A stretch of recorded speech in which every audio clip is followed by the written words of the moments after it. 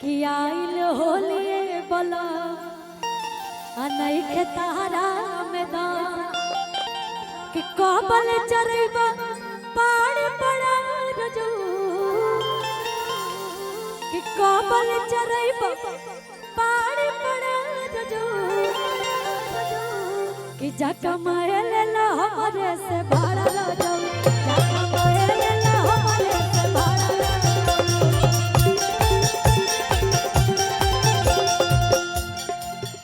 आइलो होलिए बलम नइखे तारा में दो आइलो होलिए बलम नइखे तारा में दो कबल चरैबा पाड़े पड़ा रजू कबल चरैबा पाड़े पड़ा रजू जाका महल ला हमरे से भाड़ा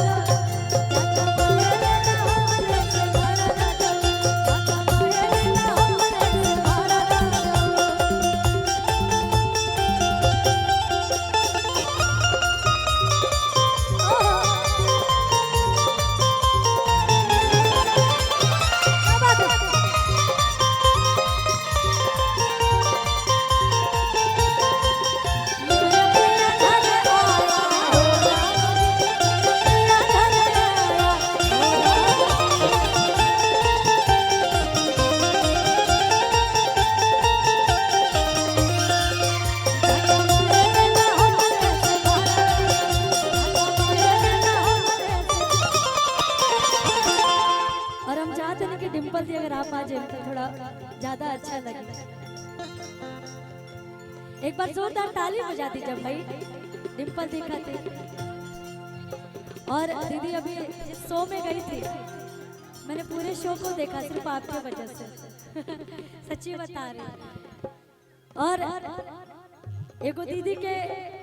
हमारे गीत पर जो हमेशा फरमाइश आवेला कि हम है यूपी बिहार वाला हवे आ हीरो हैंडसम हथियार वाला हवे कि ओकरा के आंख जनी मरी है ये सखियो हमार वाला ये लाइन आप अपने से गाइए। हेलो ये बात तो सही कि मैं यूपी की हूँ और हमारे हैंडसम हीरो अजीत जी बिहार के हैं। अब गाइब तो ज्यादा अच्छा लगे कि ई है यूपी बिहार वाला हमें आ हीरो हैंडसम हथियार वाला हमें कि ओकरा के आंख जनी मरी है सखियो हमार वाला हमें ओकरा के आंख जनी मरी है सखियो हमार वाला हमें हम हैं यूपी बिहार वाला हमें हीरो हैंडसम हमार वाला हमें हम है यूपी बिहार वाला हमें हीरो हैंडसम हथियार वाला हमें ओकरा के आंख जनी मरी है सखियो हमार वाला हमें ओकरा के आंख जनी मरी है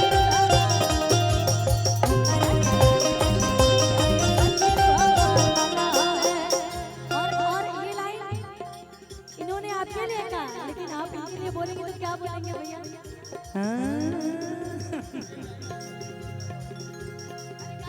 कोनो बात ना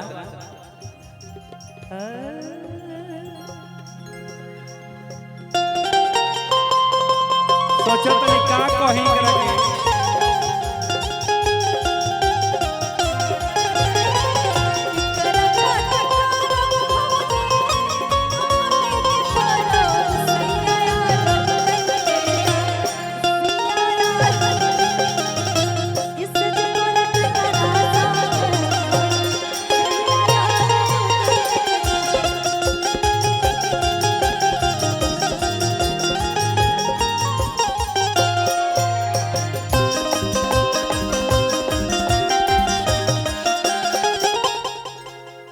गाना भैया के रहा कि तू तो आगे कवनो हीरोवा हैप्पी होली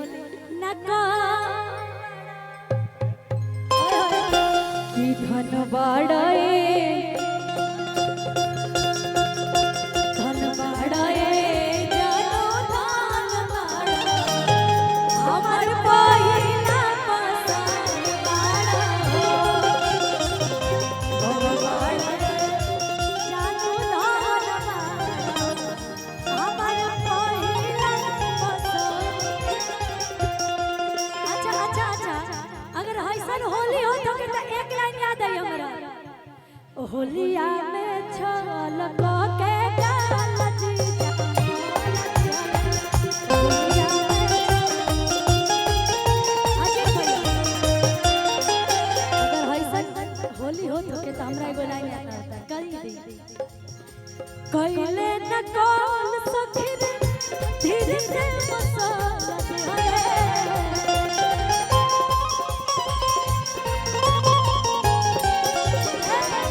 कइले न कौन सखी रे धीरे से मसाला दिहले होलिया में छल के गाल जीजा होलिया में छल के गाल